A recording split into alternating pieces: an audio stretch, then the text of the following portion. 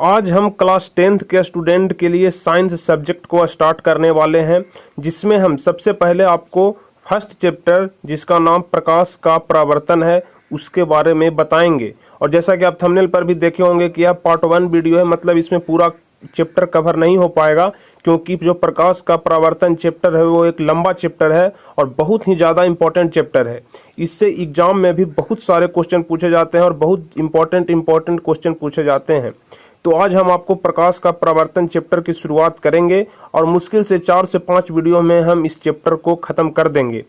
इसके साथ साथ हम आपको बता दें, आज से आपको हमारे चैनल पर हर एक सब्जेक्ट का वीडियो देखने के लिए मिलेगा, जिसमें हम आपको सब्जेक्टिव क्वेश्चन और ऑब्जेक्टिव क्वेश्चन सारे क्वेश्चन को देखेंगे और सारे क्वेश्चन को समझेंगे।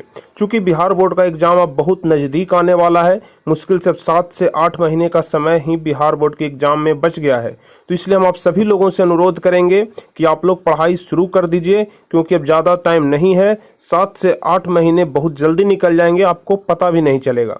तो आज हम चलिए साइंस सब्जेक्ट स्टार्ट करते हैं, जिसमें फिजिक्स है, भौतिकी, और उसमें हम आपको आज बताएंगे प्रकाश का परावर्तन के बारे में। तो चलिए चैप्टर को स्टार्ट करते हैं।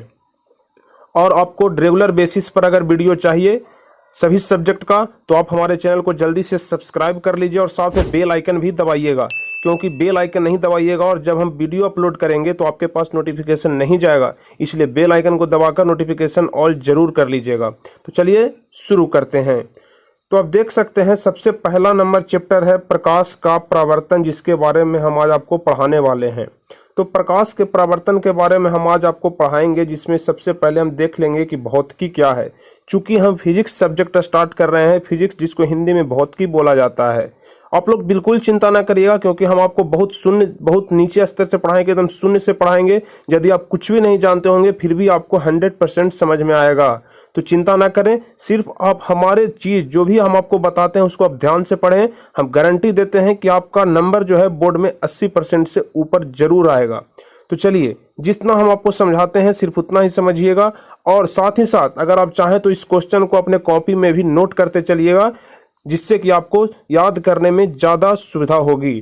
तो चलिए, सबसे फर्स्ट नंबर हम क्वेश्चन देखेंगे कि भौतिकी क्या है। तो चूंकि हम भौतिक विज्ञान के बारे में पढ़ रहे हैं, तो इसलिए सबसे पहले हम देखते हैं कि भौतिकी क्या है। तो यह विज्ञान की एक ऐसी शाखा है जिसके अंतर्गत हम लोग प्रकृति में होने वाली प्राकृतिक घटनाओं के बारे में अध्ययन करते हैं। कहने का मतलब, प्रकृति में जितने सारे भी घटनाएं घट रही है सभी के बारे में हम अध्ययन करते हैं। उसी चीज को भौतिकी बोलते हैं, फिजिक्स बोलते हैं। मतलब प्रकृति में जितने सारे भी घटनाएं घट रही है उन सारे घटनाओं का अध्ययन करना ही फिजिक्स कहलाता है। तो सबसे फर्स्ट चैप्टर है प्रकाश का परावर्तन। तो हम सबसे पहले देखेंगे कि प्रकाश क्या है, प्रकाश किसे कहते हैं। तो प्रकाश क्या है, यहाँ पर एक क्वेश्चन है। तो प्रकाश एक ऐसा बाहरी भौतिक कारक है जिसकी उपस्थिति में हम लोग किसी वस्तु को देखने की अनुभूति प्राप्त करते हैं। मतलब अगर प्रकाश न रहे तो हम लोग किसी वस्तु को नहीं देख पाएंगे। इस चीज़ तो आप भी भली भांति जानते हैं। तो सिर्फ इसी चीज़ को डिफिनेशन के रूप में लिख देना है। अगर एग्जाम में आए कि प्रकाश क्या है, तो प्रकाश एक ऐसा बाहरी भौतिक कारक है जिसके उपस्थिति में हम लोग किसी वस्तु को देखने की अनुभूति प्राप्त करते हैं।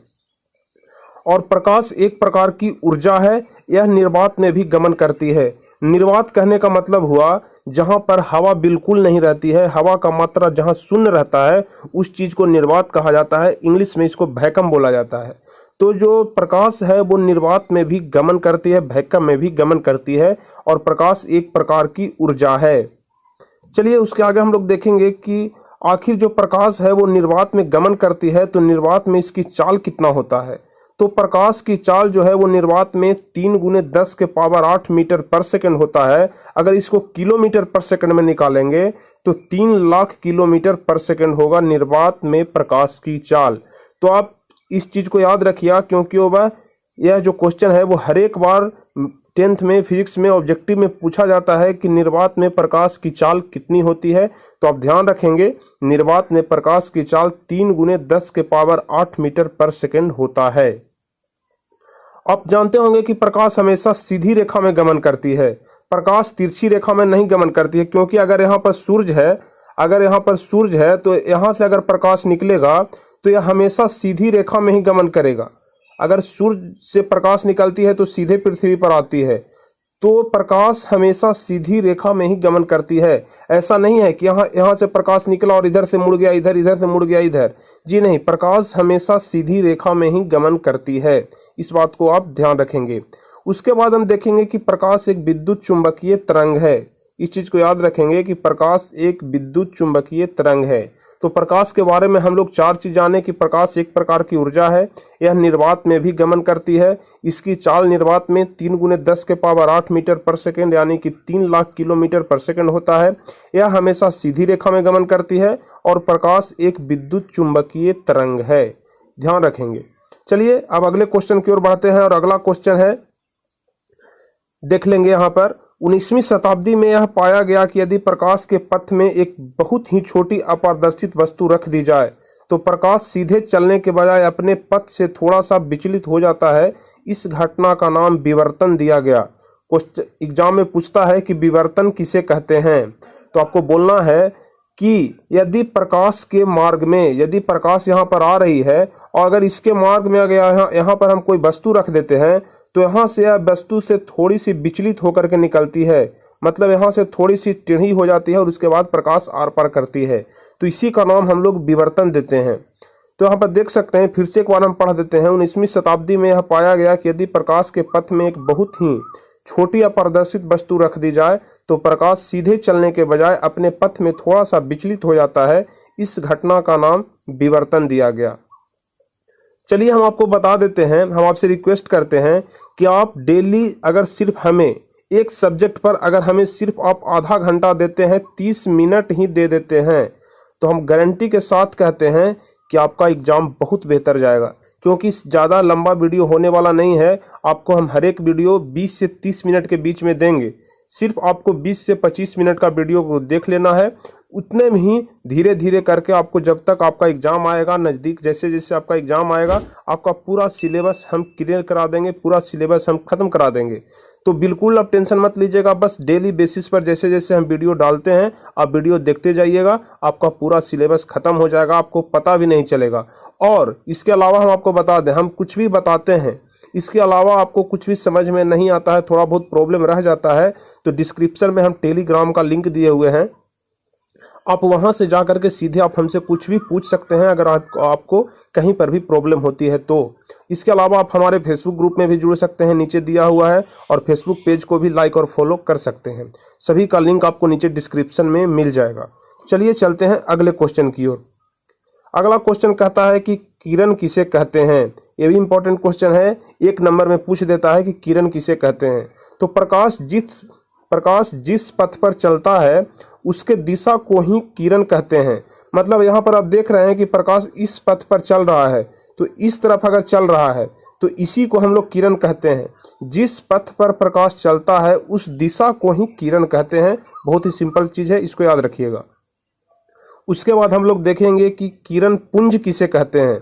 तो किरणों के समूह को किरण पुंज कहते हैं। जैसे अगर एक किरण जा रही है तो इसको सिर्फ किरण कहेंगे, लेकिन किरणों के समूह को मतलब एक ही मार्ग से, एक ही पथ से बहुत सारा किरण अगर होकर गुजर रही है तो इन सारे जितने सारे भी किरण गुजर रहे हैं यहाँ से, तो इन सभी को हम लोग किरण पुंज कहते हैं। मतलब किरणों के समूह को किरण पुंज कहा जाता है। बहुत ही सिंपल चीज है, इसको आप ध्यान रखेंगे कि किरणों के समूह को किरण पुंज कहा जाता है। देखिए बहुत सारे टीचर ऐसे, हम किन्हीं का बुराई नहीं करते हैं, लेकिन हम आपको बता दें सभी आपको सिर्फ ऑब्जेक्टिव बताते हैं, क्योंकि ऑब्जेक्टिव बताना आसान होता है। सिर्फ बुक में से देखते हैं, उसमें आंसर भी दिया हुआ रहता है, सिर्फ क्वेश्चन पढ़ते हैं और आपको आंसर बता देते हैं। तो सिर्फ आंसर बता देने से स्टूडेंट को समझ में नहीं आती है, उनको चीज़ को समझाना पड़ता है। सब्जेक्टिव के माध्यम से आप बहुत भली भांति से किसी चीज़ को समझ जाते हैं, और अगर सब्जेक्टिव पर आपकी पकड़ हो जाती है तो ऑब्जेक्टिव क्वेश्चन पर आपकी पकड़ ऑटोमेटिक हो जाएगी। तो पहले आप कोशिश करें कि सब्जेक्टिव पर आपकी पकड़ अच्छी हो, उसके बाद हम आपको ऑब्जेक्टिव क्वेश्चन का भी रिवाइज कराएंगे, बहुत सारे क्वेश्चन का रिवाइज कराएंगे, और साथ ही साथ आपको टेस्ट सीरीज भी लेंगे हम, उसमें आपको टेस्ट लेंगे और उसमें सारे क्वेश्चन आपको देंगे। तो आप चिंता ना करें, आपको हम बोर्ड एग्जाम आते आते बहुत भली भांति से आपको हम बोर्ड एग्जाम के लिए तैयार कर देंगे। सिर्फ आप हमारी बातों को फॉलो करते जाइए। चलिए इसके आगे बढ़ते हैं। यह 3 प्रकार के होते हैं। क्या 3 प्रकार के होते हैं? तो किरण पुंज 3 प्रकार के होते हैं। पहला होता है समांतर किरण पुंज। तो हम देखेंगे कि समांतर किरण पुंज किसे कहते हैं। तो वैसा किरण पुंज जिसमें सभी किरणें आपस में समांतर होती है उसे समांतर किरण पुंज कहते हैं। समांतर कहने का मतलब हुआ कि एक ही दिशा में सभी किरण पुंज चल रही है। एक ही दिशा में मतलब अगर इस तरफ जा रही है तो सभी किरण पुंज एक ही दिशा में जाएगी, इसी को हम लोग कहते हैं समांतर किरण पुंज। तो समांतर किरण पुंज आप समझ गए होंगे कि वैसा किरण पुंज जिसमें सभी किरणें आपस में समांतर हो, समांतर किरण पुंज कहलाता है। दूसरा नंबर पर आता है अभिसारी किरण पुंज। दूसरा नंबर पर जो किरण पुंज आता है, पहला देख लिए समांतर किरण पुंज। एग्जाम में हमेशा पूछ देता है कि किरण पुंज कितने प्रकार के होते हैं, तो आपको बोलना है किरण पुंज 3 प्रकार के होते हैं। पहला समांतर किरण पुंज और दूसरा देखते हैं अभिसारी किरण पुंज, इसके बाद तीसरा एक होता है अपसारी किरण पुंज। तो तीनों को हम लोग देखेंगे। तो अभिसारी किरण पुंज किसे कहते हैं? वैसा किरण पुंज जिसके सभी किरणें एक बिंदु पर जमा होते हैं अभिसारी किरण पुंज कहलाते हैं। मतलब बहुत जगह से किरणें आती है, इधर से भी किरण आ रही है लेकिन एक ही जगह पर आकर के यहीं पर जमा हो रही है। सभी जगह से किरणें आ रही है लेकिन एक ही जगह पर आकर के जमा हो रही है, इसी को बोलते हैं अभिसारी किरण पुंज। मतलब वैसा किरण पुंज जिसके सभी किरणें एक बिंदु पर जमा होते हैं, बहुत जगह से आ रहे हैं, फैलते हुए आ रहे हैं, लेकिन एक बिंदु पर आकर के सभी किरण आपस में मिल रही है, तो उसी को हम लोग बोलते हैं अभिसारी किरण पुंज, जिसका फिगर आप यहाँ पर देख रहे होंगे कि अभिसारी किरण पुंज का फिगर इस प्रकार से होता है, जहां पर कि सभी किरण पुंज आकर के एक बिंदु पर आकर के मिल रहे हैं। और तीसरा जो किरण पुंज होता है वह होता है अपसारी किरण पुंज। तो हम लोग देखेंगे कि अपसारी किरण पुंज किसे कहते हैं।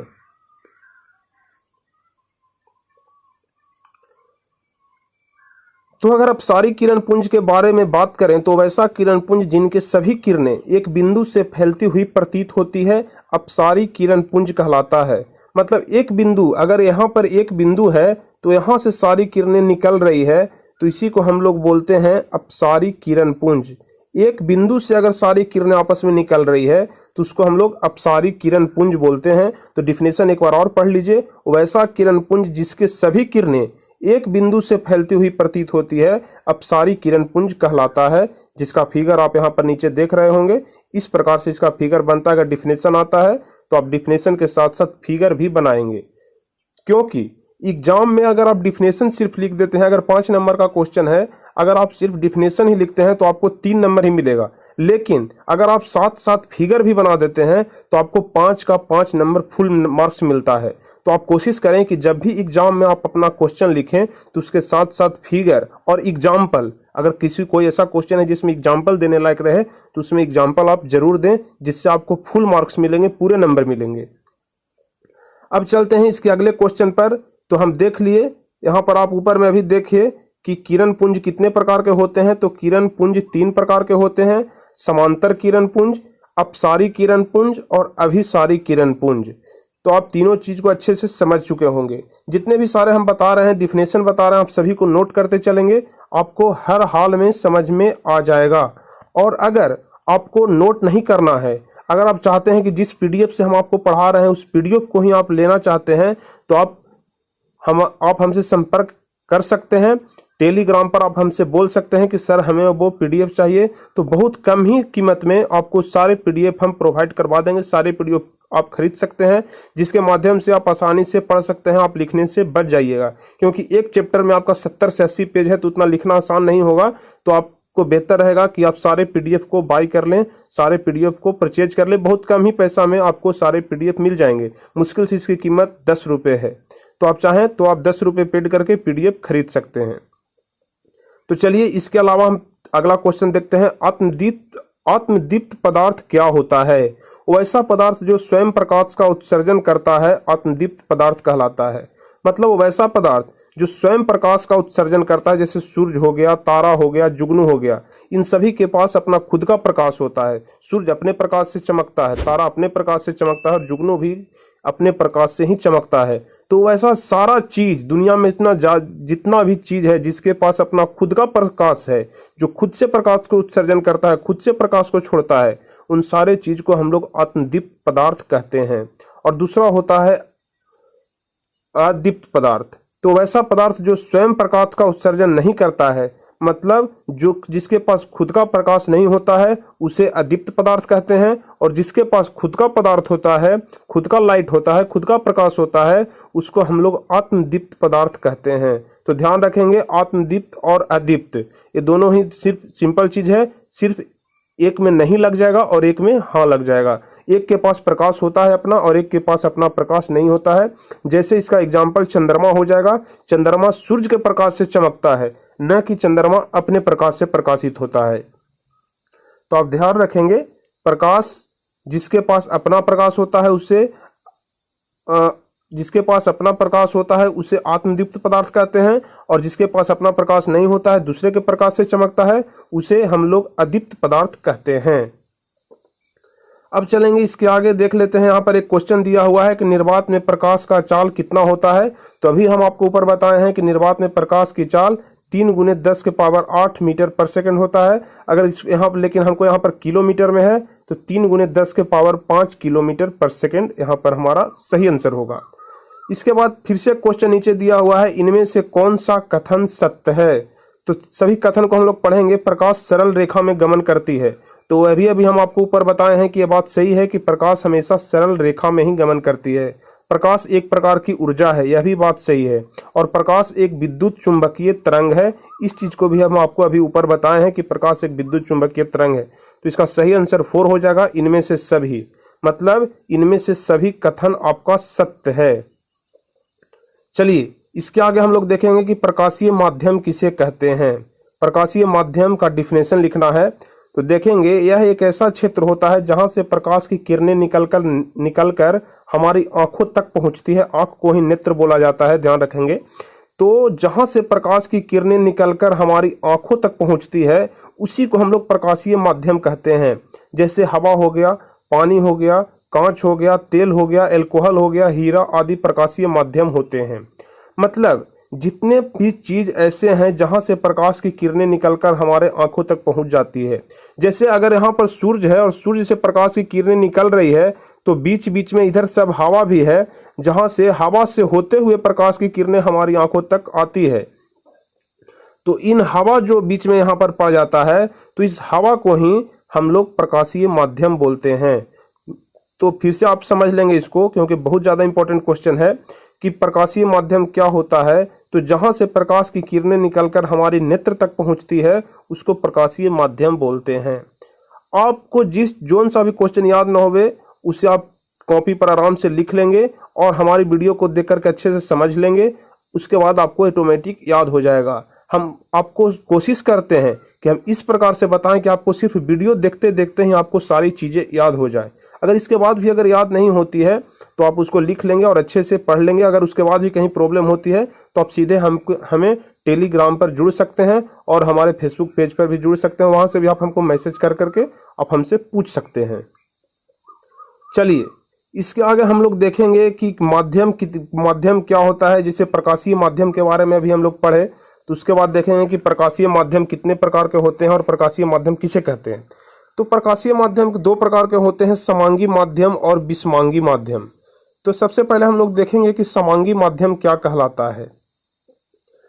आपको हम एक बात बता दें, प्रकाश का प्रवर्तन है, उसके बाद दूसरा होता है प्रकाश का अपवर्तन। ये दोनों चैप्टर फिजिक्स में सबसे ज़्यादा इंपॉर्टेंट चैप्टर है और 100 में से करीब 20 से 30 नंबर का क्वेश्चन इन दोनों चैप्टर में से आता है, ऑब्जेक्टिव और सब्जेक्टिव क्वेश्चन को मिला करके।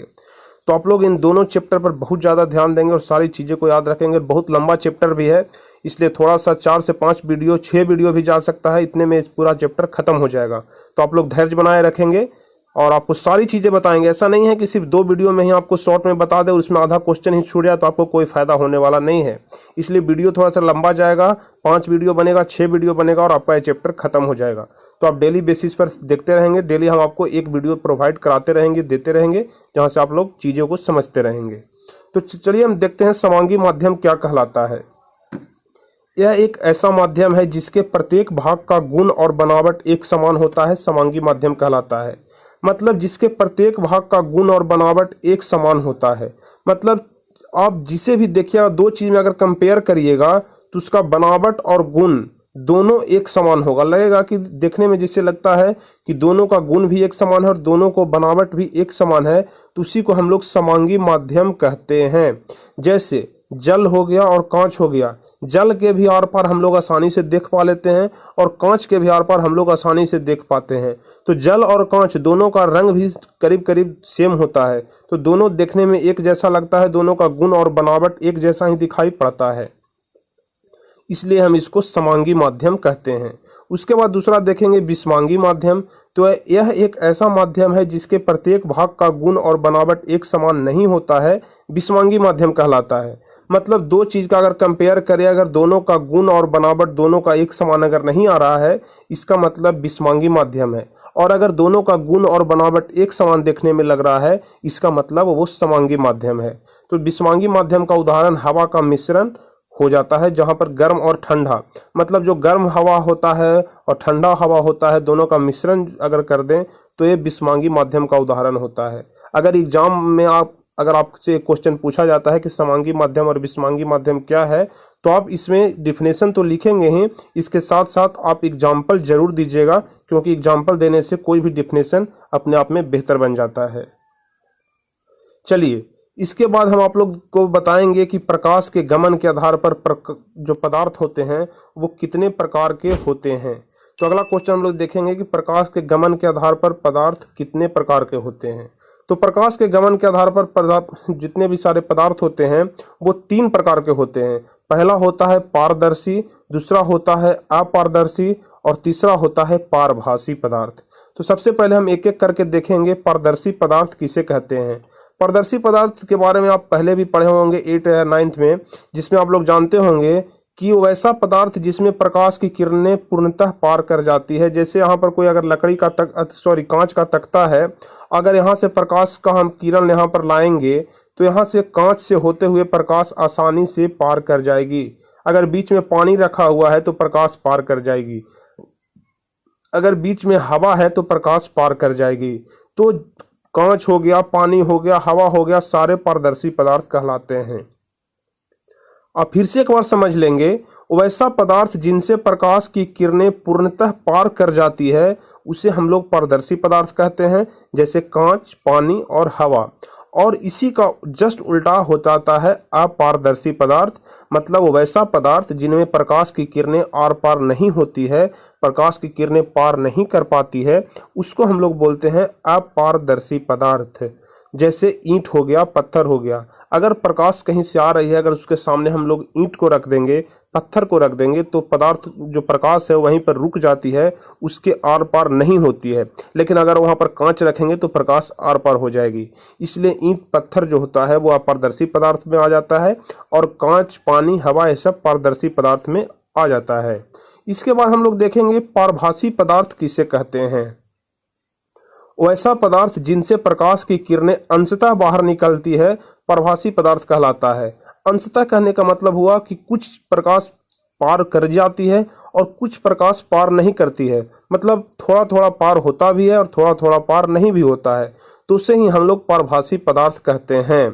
तो अब इसमें हम लोग देखेंगे वैसा पदार्थ जिनसे प्रकाश की किरणें अंशतः बाहर निकल पाते हैं पारभासी पदार्थ कहलाते हैं। जैसे हो गया तेल लगा हुआ कागज, अगर कोई कागज है, अगर उस पर हम तेल लगा देते हैं और उसको हम प्रकाश के सामने लाते हैं तो उससे कुछ किरणें तो बाहर निकलती है और कुछ किरणें इधर ही वापस ही लौट जाती है, तो उसे हम लोग ही पारभासी पदार्थ कहते हैं।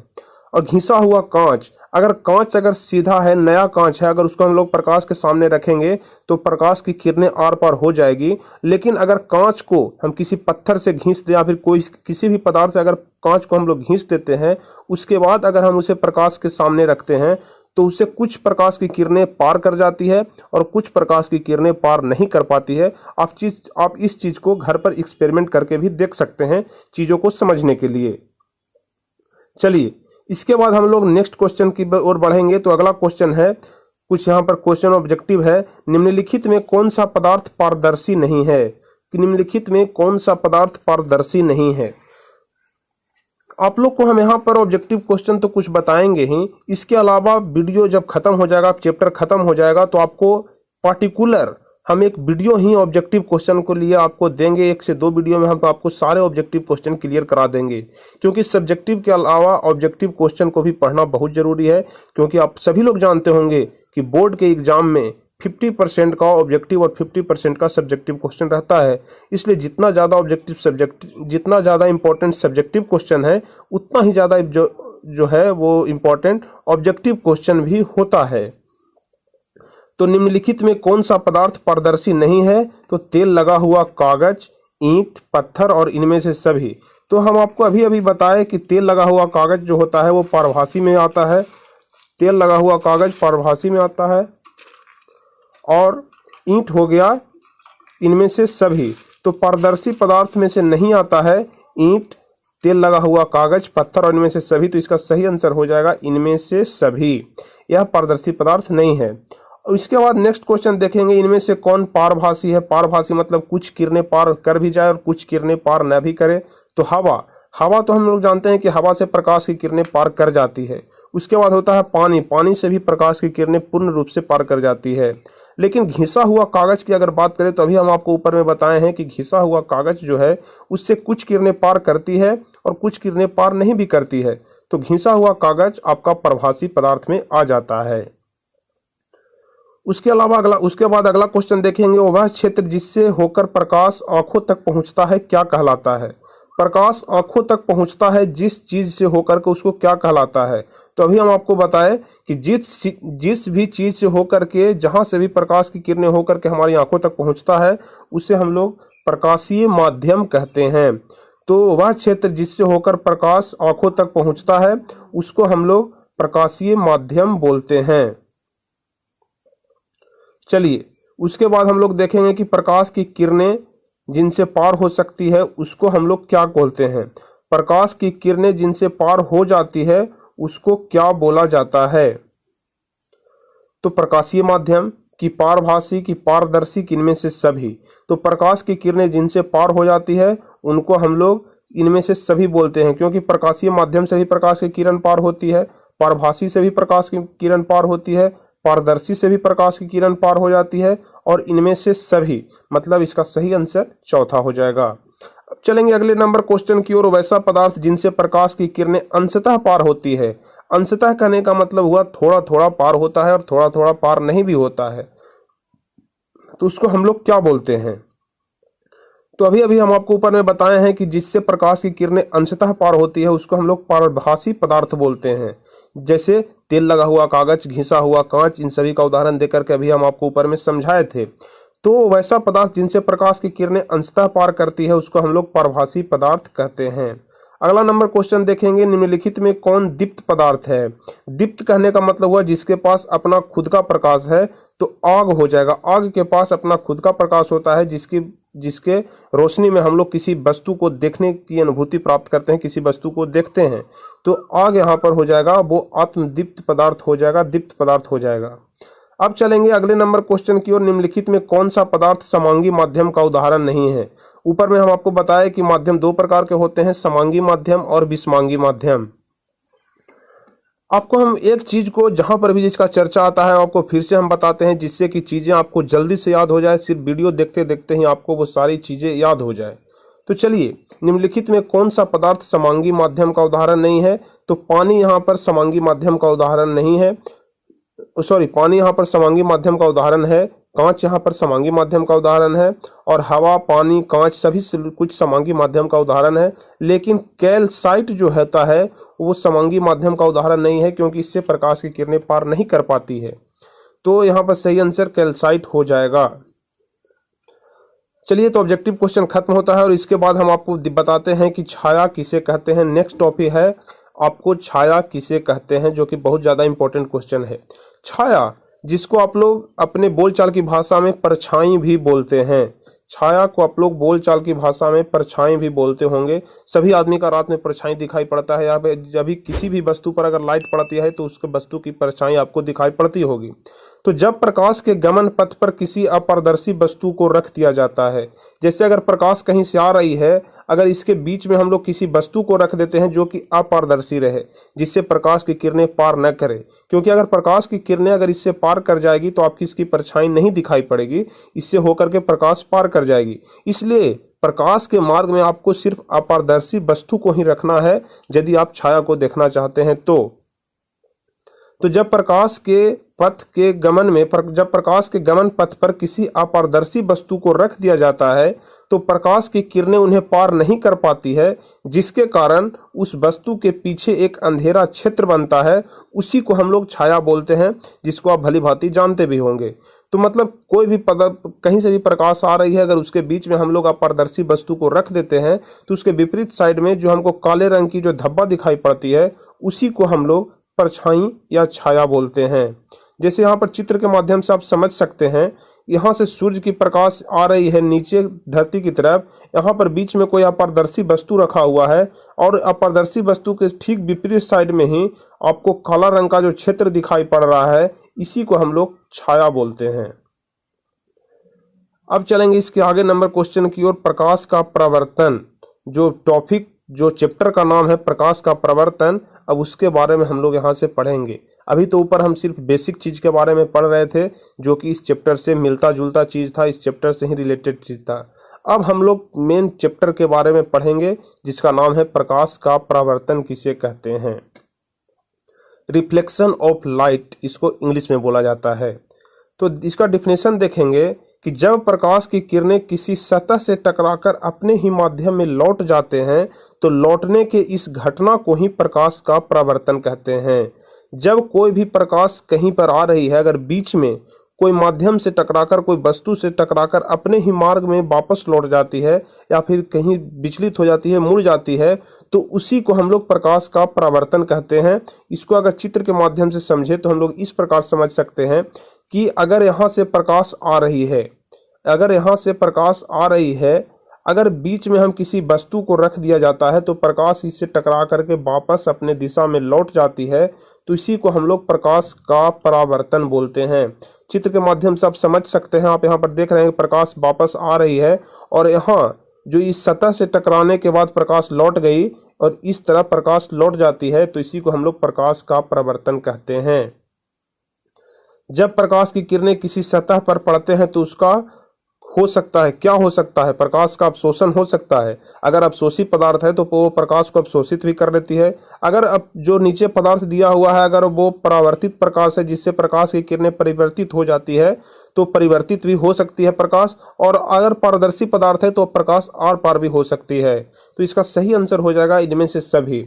जब प्रकाश की किरणें किसी सतह पर पड़ते हैं तो उसका क्या हो जाता है, अवशोषण भी होता है, परावर्तित भी होता है और पार भी हो जाता है। तो इसका सही आंसर हो जाएगा इनमें सभी।